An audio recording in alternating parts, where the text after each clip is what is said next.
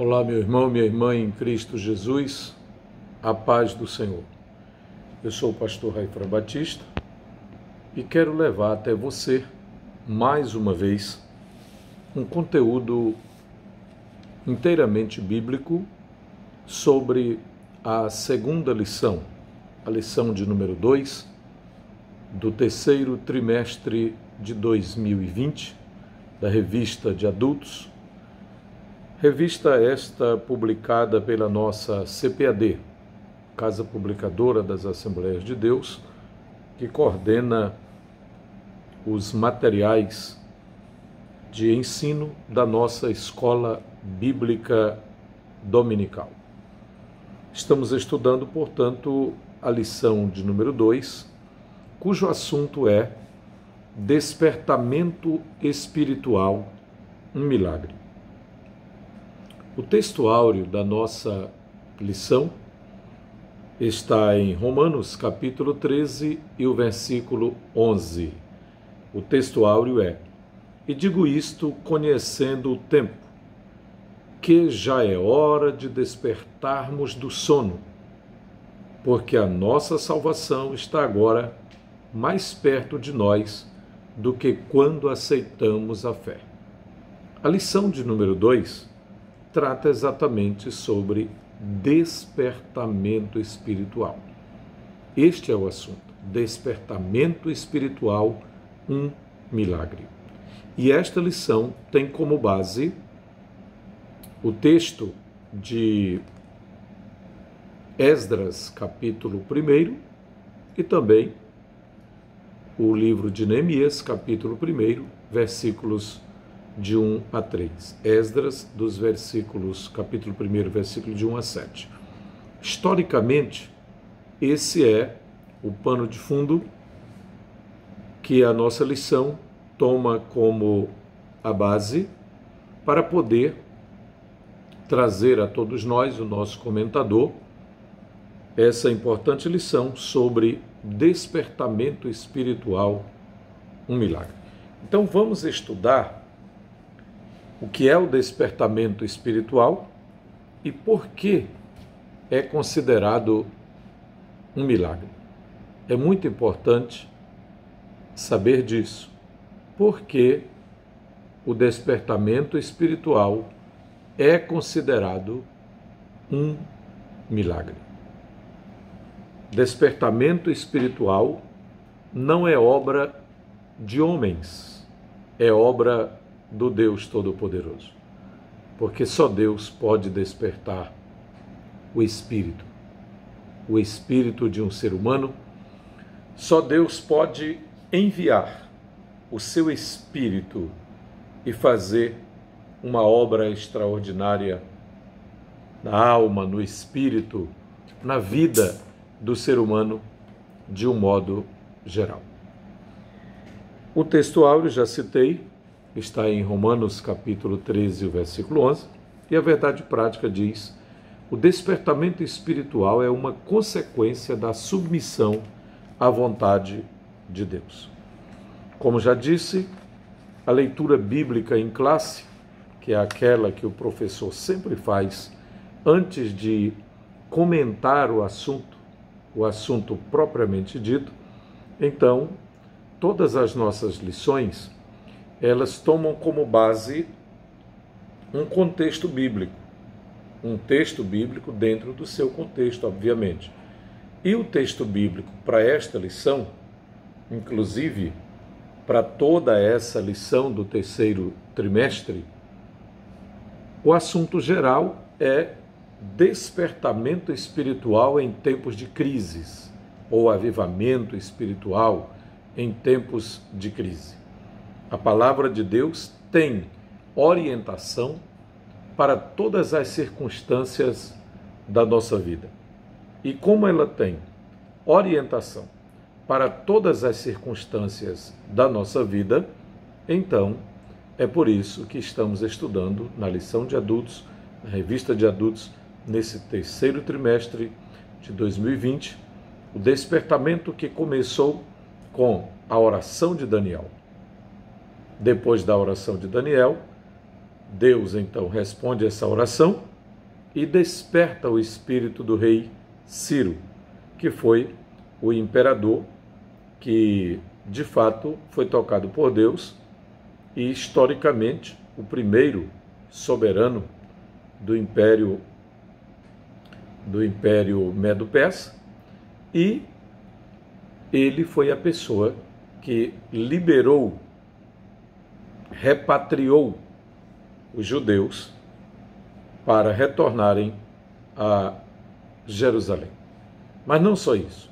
Teve algumas coisas interessantes que ocorreram, porque o despertamento que a nossa lição de hoje trata, ele está descrito em 2 momentos. Aqui eu proponho fazer apenas um resumo da nossa lição.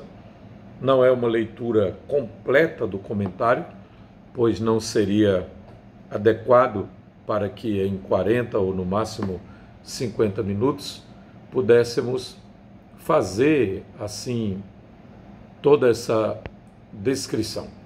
Então, a nossa lição descreve esse despertamento em 2 aspectos.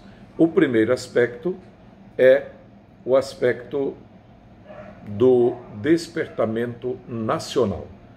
A nação em si é despertada, ou seja, a nação recebe uma restauração. Esse é o primeiro aspecto do despertamento. E o segundo é o despertamento espiritual, individual, que Deus foi provocando em cada pessoa, e esse despertamento individual atinge o todo, atinge a coletividade, de sorte que Israel, como nação, é despertada espiritualmente para adorar a Deus. Nesse contexto histórico, ou desse contexto histórico, o nosso comentador extrai algumas lições extraordinárias para ensinar sobre despertamento espiritual como um milagre. Ou, em outras palavras, o milagre do despertamento espiritual. Ok. O objetivo geral dessa lição, então, é para reconhecer a origem de um despertamento espiritual e quais são as suas finalidades. No primeiro objetivo específico, temos o propósito de explicar aos alunos as origens do despertamento ou dos despertamentos espirituais. Em segundo lugar, enumerar as finalidades do despertamento. E terceiro, ilustrar que Deus cumpre as suas promessas. Lembrar e, ao mesmo tempo, ilustrar que Deus cumpre as suas promessas. Talvez você esteja perguntando, e por que na leitura bíblica em classe nós temos o texto de Esdras e o de Neemias? Não só o de Neemias, por que não só o de Esdras, por que não só o de Neemias? Porque esses 2 livros, Esdras e Neemias, eles contêm informes históricos muito importantes de tudo o que aconteceu no final, do período do cativeiro do povo judeu, cativeiro em Babilônia, e os primeiros acontecimentos ou os acontecimentos pós-cativeiro. Então aconteceram, assim como ocorreram 3 levas para o cativeiro, ocorreram também 3 levas do cativeiro para Jerusalém. Logo no primeiro, vem o sacerdote Esdras. E depois é que vem o líder que se tornou também governador, Neemias. É importante que se entenda esse detalhe. E já mostramos os objetivos, o geral e os específicos. Agora vamos direto ao primeiro tópico, que vai nos falar do despertamento espiritual emanando do próprio Deus. Essa é a afirmação do comentador. O despertamento espiritual emana, origina-se no próprio Deus. Ele declara aqui, apenas como um lembrete, que não foi Daniel que promoveu o despertamento. Não foi apenas a oração de Daniel. A oração de Daniel está no conjunto, no contexto. Mas quem promoveu o despertamento foi o próprio Deus. Isso é muito importante. Deus usa instrumentos para cooperarem com ele. Ele usa instrumentos humanos, mas o autor do despertamento é o próprio Deus. As coisas humanas podem ser explicadas, calculadas, mensuradas, planejadas, organizadas e avaliadas. Mas o comentador nos lembra, pastor Eurico Bergstein, já de saudosa memória, nos lembra que as operações do Espírito Santo são diferentes. O que acontece com o mover do Espírito de Deus é bastante diferente.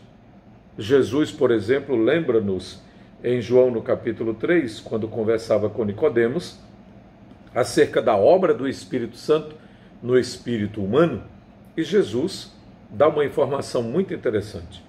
Jesus compara, faz o uso de uma linguagem metafórica, e ele diz apenas: o vento sopra onde quer. Ouves a sua voz, mas não sabes de onde vem, nem para onde vai. Assim é todo aquele que é nascido do Espírito.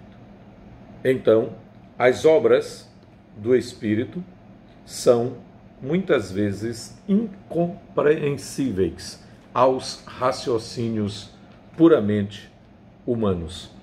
Muitas vezes nós podemos perceber a transformação que o Espírito Santo opera, podemos sentir, como diz Hebreus capítulo 6, 5, as virtudes do século futuro, mas o autor atesta que nós não conhecemos a profundidade do poder de Deus, nós não sabemos, nós não entendemos como é que Deus realmente age, como é que Deus realmente opera, porque o seu poder é extraordinário, o seu poder vai além da nossa compreensão.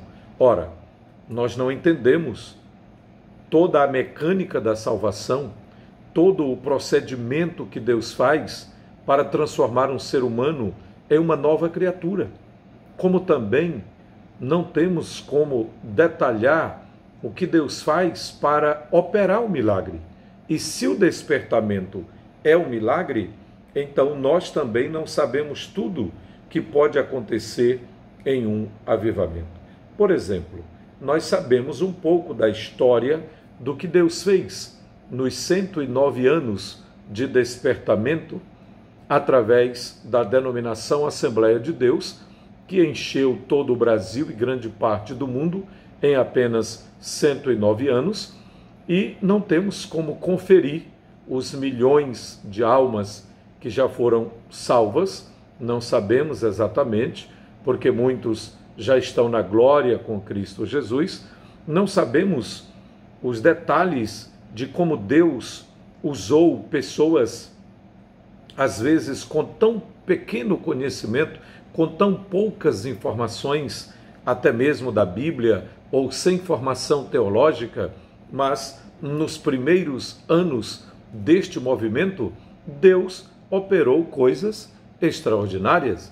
Por exemplo, Deus fez milagres, Deus fez coisas que muitos dos assembleanos, por exemplo, não sabem, nunca ouviram falar. Por exemplo, como Deus livrou Daniel Berg de ser tragado por uma enorme sucuri no interior do Amazonas e Deus simplesmente fez o animal fechar a boca e passou ao lado do pregador.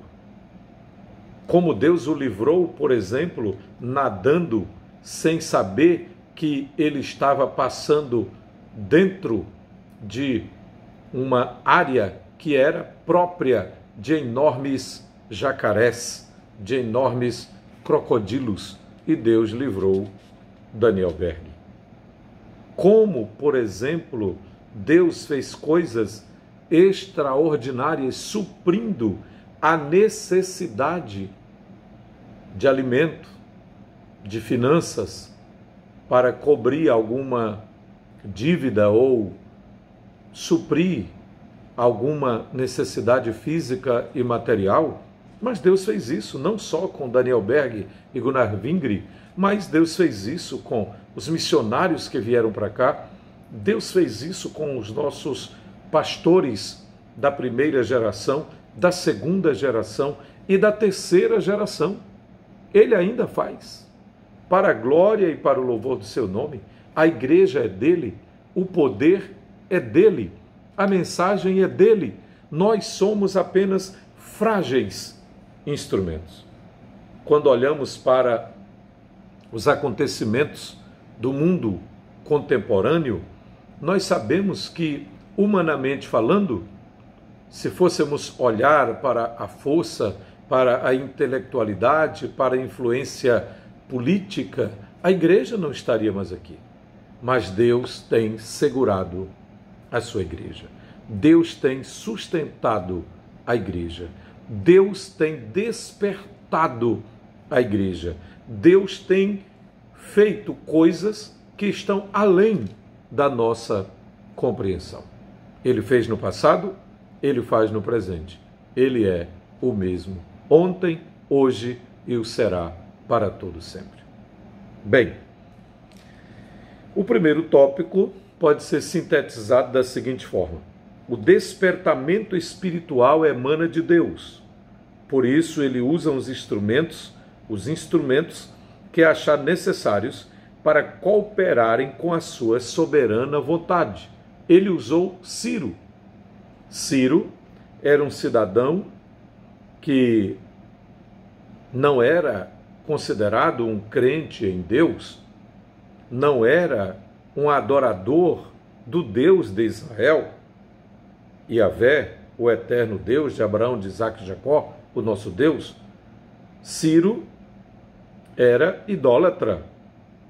Na verdade, antes de ser despertado por Deus, pelo Espírito de Deus, ele não conhecia o Deus do céu. Mas está escrito, ele mesmo declara: o Deus do céu, o Deus de todo o céu e de toda a terra, me entregou este reino, me entregou o governo. Basta ler Esdras, capítulo 1, versículo 2. Olha a declaração deste homem. Assim diz Ciro, rei da Pérsia: o Senhor Deus dos céus. Agora ele reconhece que o nosso Deus é o Deus dos céus. Me deu todos os reinos da terra. E ele me encarregou de lhe edificar uma casa em Jerusalém, que é em Judá, a cidade que estava na região de Judá, no sul de Israel. E agora ele dá a oportunidade, a partir do versículo 3, quem quisesse retornar, que se preparasse para retornar e que as pessoas os ajudassem. E de fato eles foram supridos com ouro, prata, fazenda, gados, coisas preciosas, afora tudo o que voluntariamente se deu, diz o versículo de número 6. E o outro milagre é que Ciro tirou os utensílios da casa do Senhor, que Nabucodonosor tinha trazido de Jerusalém e que tinha posto na casa de seus deuses, os deuses de Nabucodonosor. Agora Ciro devolve aqueles utensílios que haviam sido consagrados a Deus no templo de Salomão e coloca agora na responsabilidade dos judeus que retornariam. Esse despertamento do espírito de Ciro provocou o despertamento geral da nação de Israel. É isso que aprendemos no segundo tópico da nossa lição de hoje. Quais eram as finalidades do despertamento naqueles dias? Despertar Israel como nação para se organizar e retornar às suas origens. Perceba que a restauração começa pela convocação, e as autoridades e os pais, ou seja, os líderes, os chefes de casas, os patriarcas, se reúnem e começam a se organizar. Deus, quando quer realizar os seus propósitos, ele pode incutir a vontade dele no espírito do homem. Foi assim que ele fez com Ciro.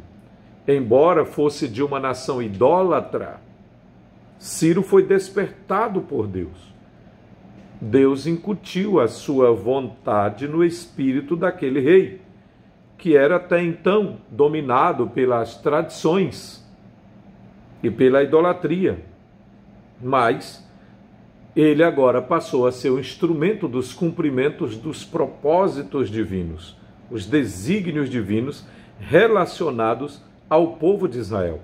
Isso estava profetizado, inclusive por Isaías e depois também por Jeremias.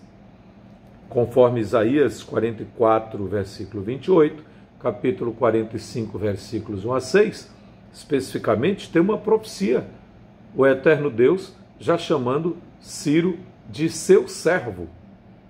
Seu servo, isto é, porque ele cumpriria os desígnios divinos com relação ao povo de Israel. Bem, mas quando isso ocorre, quando Ciro proclama um édito, faz um decreto autorizando os judeus a retornarem a Jerusalém e a edificarem a casa do Senhor, então começa uma restauração nacional do povo israelita. Eles começam a olhar para si mesmos com a possibilidade de serem aquela nação que haviam sido antes. Eles começam a se organizar. Então já se levanta o sacerdote Esdras. Logo em seguida, Zorobabel, que foi também designado como governador.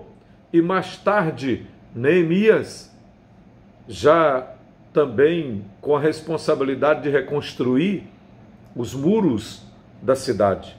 É interessante que a nação, o povo em si, que estava como que deixados de lado, como que sem a visão de nação, pois estavam cativos, não tinham nada organizado, politicamente falando, mas com a palavra do rei, com a palavra do imperador, agora as coisas começam a mudar e imediatamente a nação se organiza e acontece a restauração nacional. Mas o segundo aspecto, como falei, da restauração de Israel era a vida espiritual do povo. Deus quer usar o homem como seu instrumento. Deus quer usar o ser humano como seu instrumento, como ele sempre desejou fazer.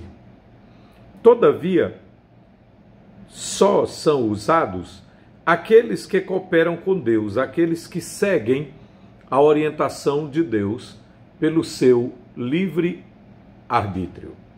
É interessante compreender isso. O homem é livre para obedecer. O homem é livre para obedecer ou não à orientação divina. Por isso, nem todos os que experimentam um despertamento adquirem o mesmo progresso espiritual. É interessante o que o comentador menciona aqui. porque muitos não abrem igualmente o seu coração para Deus, a fim de obedecer à risca a orientação divina. Nem todos têm o mesmo despreendimento, nem todos têm a mesma entrega, nem todos têm a mesma consagração, nem todos têm a mesma dedicação e, por isso, nem todos têm a mesma eficácia naquilo que se propõe fazer para Deus. Durante o cativeiro, o povo israelita havia assimilado muitos dos costumes babilônios, porém havia aprendido a lição concernente à vontade de Deus. Qual era essa grande lição? Não servir aos deuses das nações, não adorar os ídolos. Antes de irem para o exílio, o povo de Israel, antes de ir para o exílio, estava espiritualmente enfermo dos pés à cabeça. Neemias teve dificuldade com o povo em vários aspectos, mas com relação à idolatria, ele não teve essa dificuldade.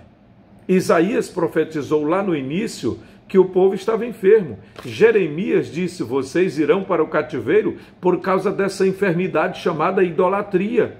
Além de várias desobediências, muitos haviam se tornado idólatras em Israel.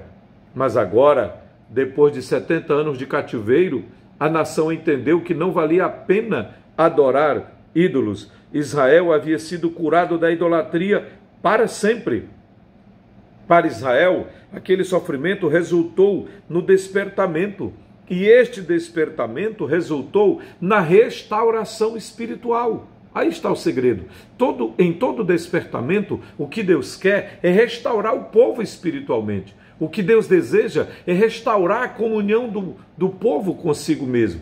O que Deus deseja é restaurar a vida espiritual, a comunhão, restaurar o fervor, restaurar a alegria da salvação, a alegria da comunhão com Ele, restaurar o culto verdadeiro que deve ser dado unicamente a Deus, restaurar o zelo pela palavra de Deus, o apego pela palavra, restaurar o interesse pela oração, restaurar o amor pelo próximo, o amor a Deus, ao Deus Todo-Poderoso e também ao próximo. Isso é muito importante. É esse despertamento, ou seja, é esse fenômeno espiritual que Deus deseja provocar na minha vida, na sua vida, na vida de todo aquele que deseja receber de Deus um verdadeiro despertamento.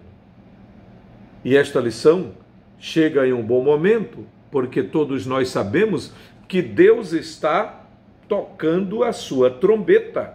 Deus está falando com as nações. Deus está falando com os líderes de nações. Deus está falando com a sua igreja. Deus está falando com a liderança da sua igreja. Deus está mostrando o que Ele quer. Deus quer que a igreja compreenda que aqui na terra nós temos uma missão. E a nossa missão é adorar a Deus, vivermos em santidade e proclamarmos as virtudes do reino de Deus.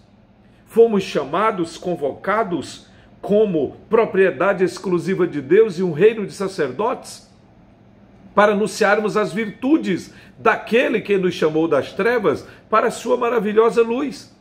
Mas a proclamação do Evangelho, a proclamação da palavra, a proclamação das boas novas deve ser a nossa prioridade. Não são interesses vis, interesses materiais, interesses políticos ou politiqueiros, como queira-se usar os termos, não.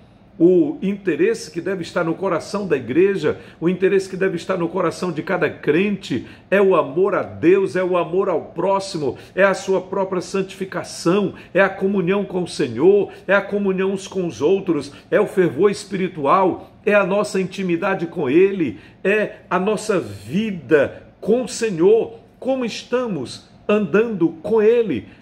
Em Miqueias está escrito: Deus fala ao profeta e o profeta fala ao povo. O que Deus quer é que andemos humildemente com Ele, é que pratiquemos a beneficência, é que pratiquemos a justiça, é que sejamos realmente o povo de Deus nessa terra, que a luz de Cristo brilhe em nós.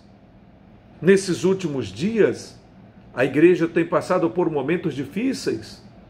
Há muito joio no meio do trigo, há veneno na panela, há uma mistura muito grande, há muitos desvios doutrinários que não servem para outra coisa senão para confundir muitas pessoas. Deus quer, portanto, a pureza da sua igreja, assim como ele queria a restauração espiritual de Israel nos dias de Daniel, nos dias de Esdras, nos dias de Zorobabel, nos dias de Neemias. Como Deus usou os profetas Ageu, Zacarias, Malaquias, Deus também quer, nesses dias, restaurar a sua igreja. Nesse período pós-pandemia, Deus quer restaurar a sua igreja.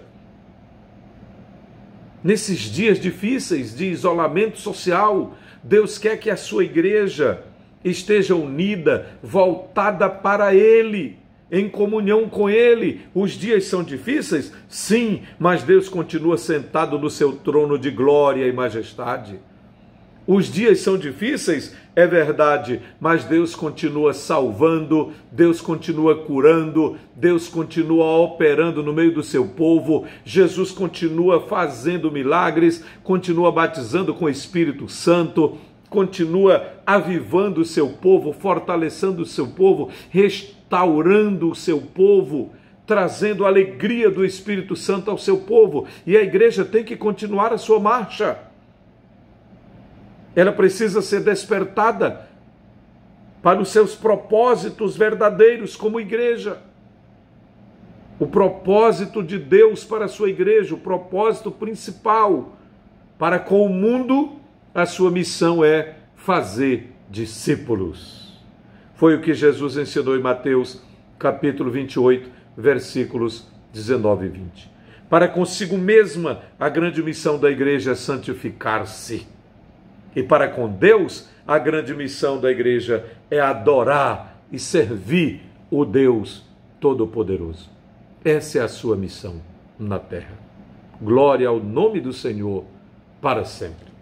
Mas eu preciso encerrar a lição mostrando que é o Espírito Santo que, em operação na igreja, assim como no passado, opera o despertamento no coração do crente, como Deus fez no coração de Ciro, trazendo-o para o cumprimento de seus desígnios, a fim de que ele tivesse o seu coração quebrantado, a sua mente centrada naquela necessidade.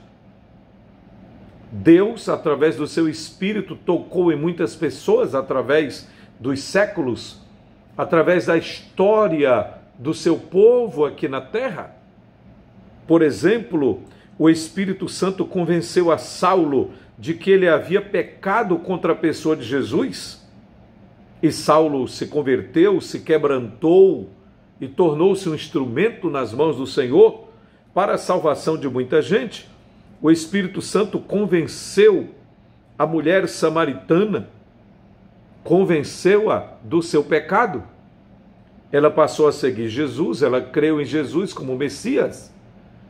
O Espírito Santo convenceu Zaqueu e o fez confessar a sua falta.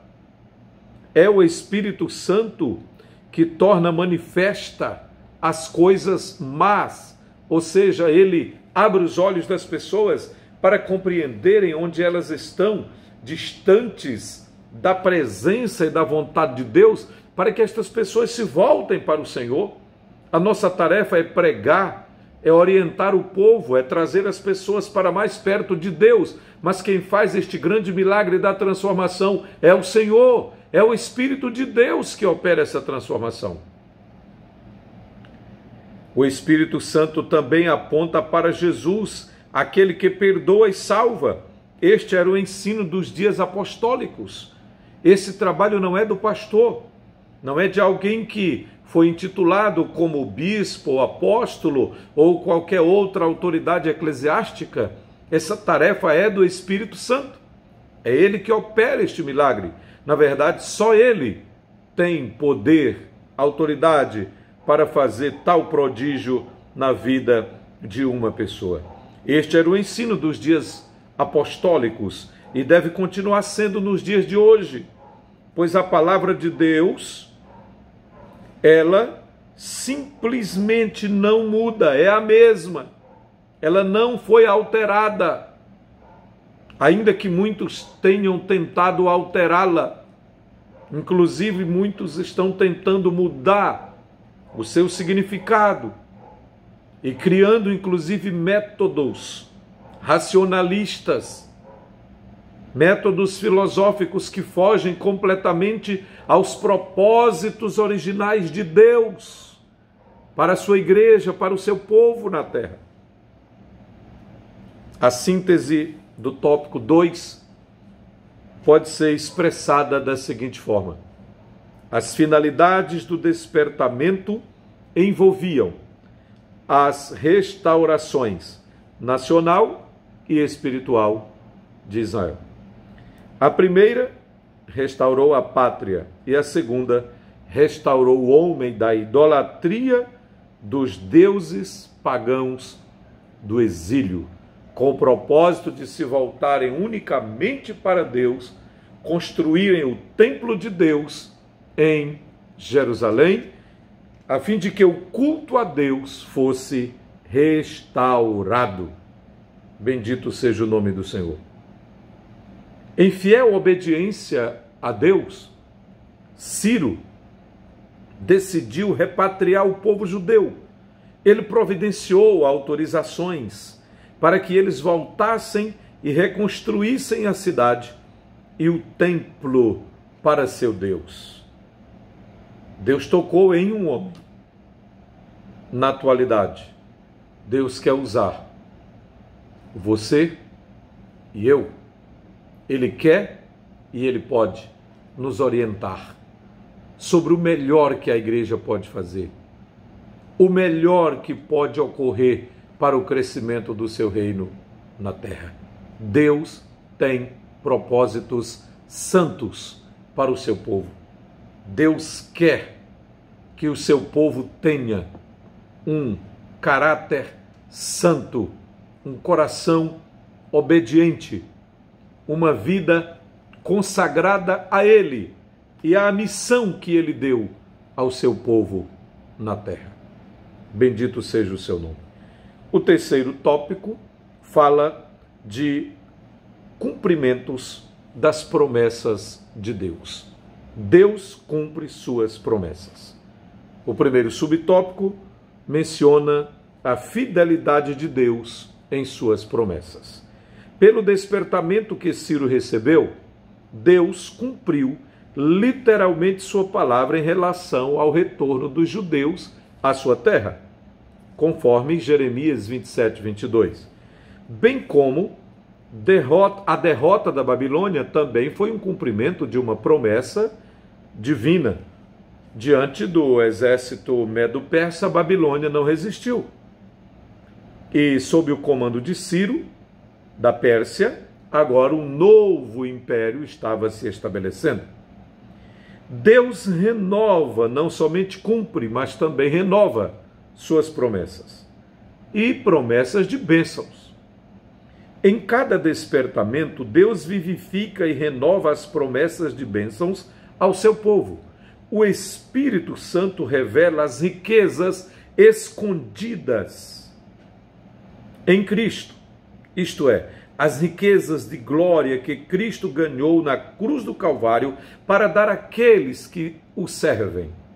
Isso está mencionado em Romanos 9, 23, em Efésios 1, 18, 2, 7 e também em Filipenses 4, 19, onde está escrito: o meu Deus, segundo as suas riquezas, suprirá em glória todas as vossas necessidades em Cristo Jesus. Isso é maravilhoso. no despertamento que o Espírito operou nos dias dos apóstolos, eles faziam questão de que todos os convertidos recebessem a unção do alto, cumprimento da promessa do Pai.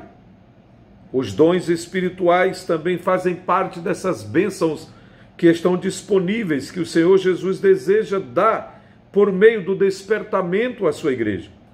Deus ainda deseja despertar os corações para terem fé renovada, não só na cura da